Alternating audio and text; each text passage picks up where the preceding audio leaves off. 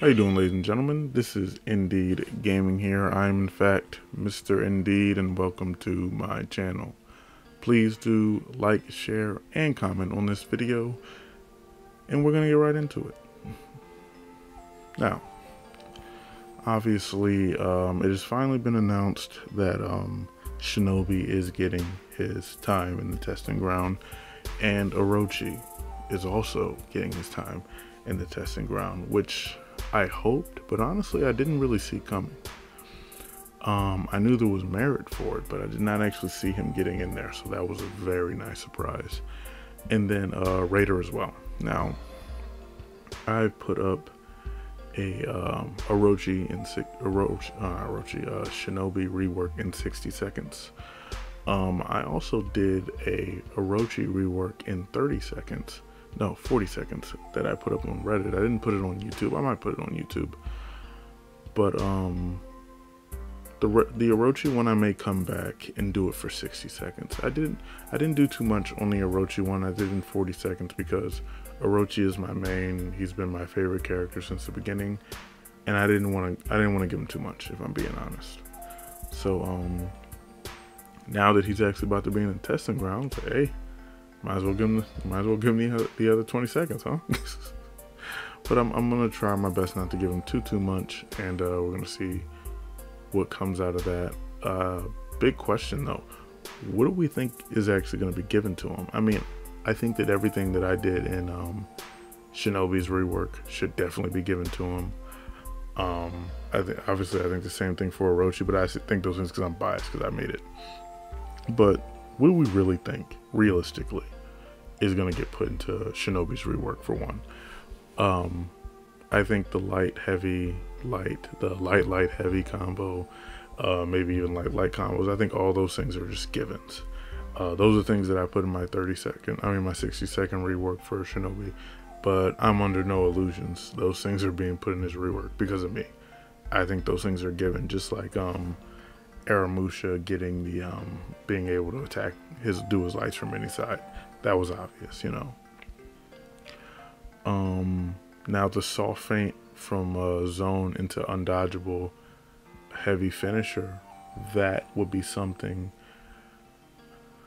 I would really like to be in this kit. I'm not really sure how convinced I am they'll give it to him though. I feel like it's kind of a no-brainer. Like I made the video in 60 seconds. I came up with that rework in like 60 seconds. At least some of it. Some of it I had already kind of thought of previously. The zone into undodgeable finisher, I really hope they give him. Honestly, like I said in the 60-second video, I hope all of his finishers become undodgeable. And the zone into heavy finisher and zone into kick, I think will really help his kid out. The single dodge kick, I'm not super married to that idea. I think it will be good on him. I don't think it will be too much, but I would understand if they didn't give it to him. Like it wouldn't, I don't think it would make or break the kit. And then obviously we have the double lights, or light in general, that goes into backflip and goes into the ninja star throwing, that I've up to between 15 and 18 damage recently, because I want that to kind of work a bit like what's his name, Griffin's combo. So for Griffin, when he does his double lights, you know that either a kick is coming or the undodgeable light is coming. Sometimes they do the uninterruptible heavy, but honestly, the uninterruptible heavy is I don't really run into too many Griffins that use that. But it's meant to give you that same feeling of I either have to dodge because I'm about to get hit with this one attack, or I need to stay because I don't want to get hit with that undodgeable heavy or undodgeable attack. So it's kind of flipped here, because in Griffin's case, it's an undodgeable light. In this case, it's an undodgeable heavy, and the bash in this case would not give heavy damage. So that's kind of what I was going for with that. So in order to make that a little bit more viable as a mix-up, and people not just saying, oh, I'm just gonna stand here and take the you know, take the ninja stars, I needed to up the damage a little bit to kind of, you know, up the ante, you know. So I'm gonna go with about 18 damage, because the undodgeable heavy obviously is gonna do. I can't remember what Sickle Rain does now ever since the CCC. There's not 3 C's in that. I don't know why I gave it 3. Anyway, so I'm curious what they're actually gonna do now. Like, now that it's actually happening, what are they really gonna put into his kit? And then we have Orochi, obviously. Are they actually gonna give him an opener this time? I mean, we all remember his first rework. Everybody was saying he needs an opener. Did his first rework, yeah, the, you know, Storm Rush from the 3 sides, it was cool and all, but wasn't really an opener. And then people, once it started coming from 3 different sides and people couldn't react, they just started lighting you out of it or heavying you out of it. So that kind of sucks. And then, you know, they had another thing when they were like, oh, we're going to give him something else. And they gave him the top unblockable. It's like, top unblockable's cool, but he needs an opener. So I feel like third time's a charm. We are actually going to get an opener this time. That's what I think. Are they going to give him the opener that I gave for, even though I have the video playing in the background so you can see it, but even though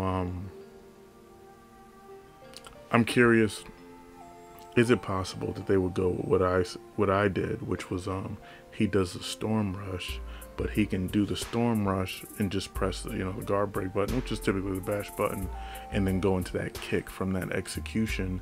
And then, you know, since it's a, you know, a jumping kick, it's going to push your opponent a little bit far back, and it does wall bounce if there's a wall nearby, but then you get that guaranteed light attack if there's no wall. If there is a wall, you get a guaranteed heavy.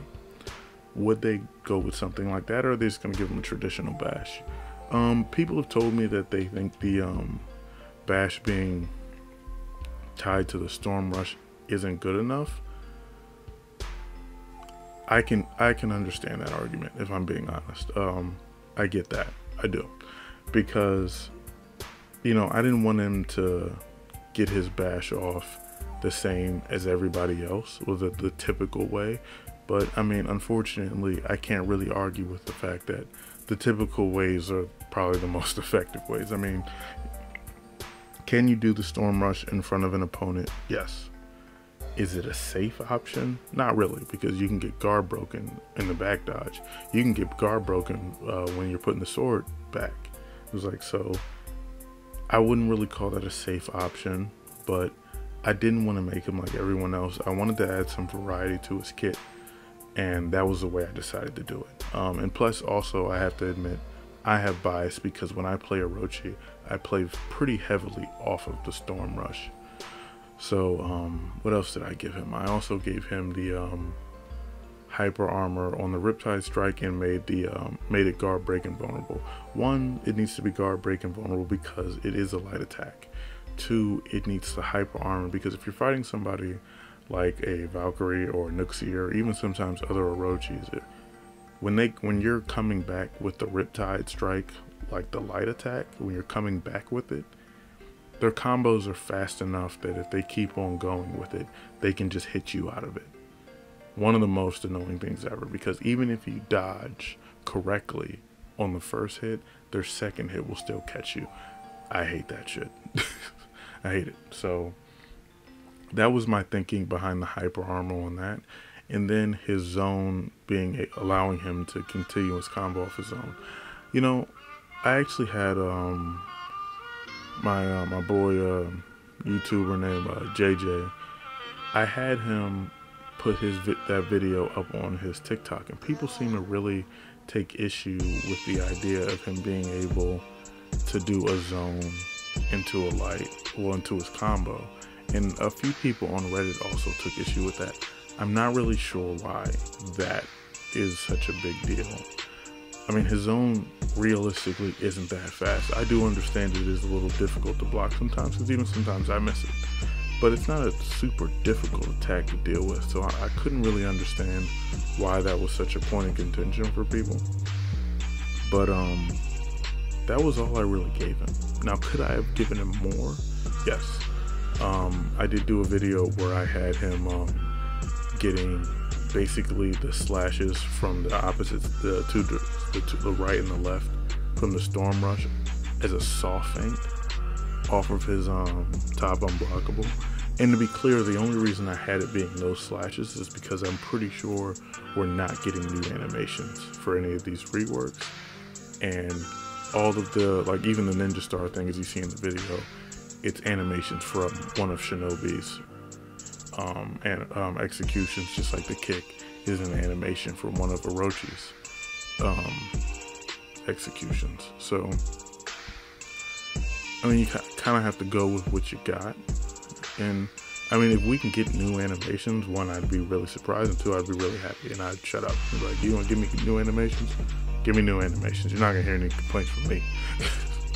So I guess I just want to know, what do you guys think we realistically are gonna get? Because I can make all the videos I want about reworks and stuff that I want to be in the video, but now we're, it's coming time to, reality, what's actually gonna happen. So let me know what you guys think in the comment section below, and I will see you in the next one.